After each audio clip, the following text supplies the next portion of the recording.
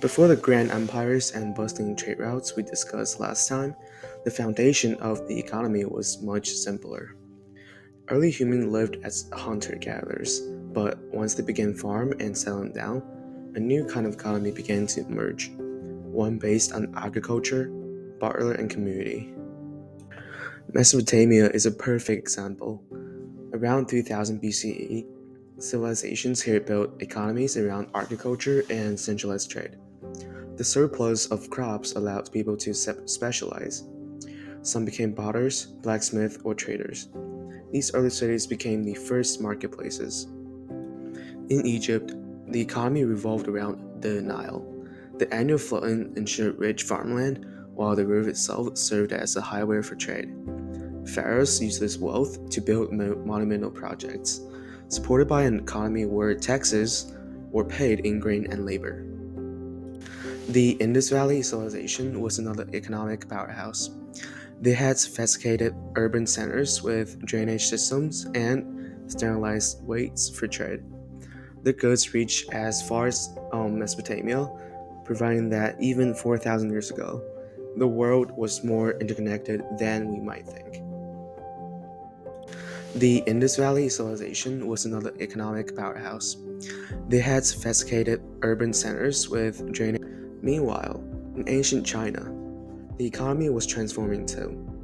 The domestication of rice and millet supported vast populations, while advancements in bronze and silk production created goods highly sought after by other civilizations.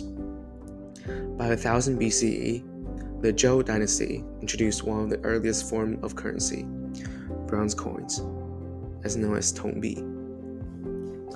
Across the Mediterranean, civilizations like the Minoans and Messenians relied on maritime trade. As we talked about last time, maritime trade was the seaway trade. They traded olive oil, wine, and ceramics, forming the foundation of commerce in the region. These trade networks influenced everything from art to technology. And then came the Phoenicians, the true masters of maritime trade. They didn't just trade goods, they spread their alphabet, which would later influence Greek and Latin. They proved that the economies weren't just about materials, they were about ideas too, quote unquote. Barter was the backbone of these early economies.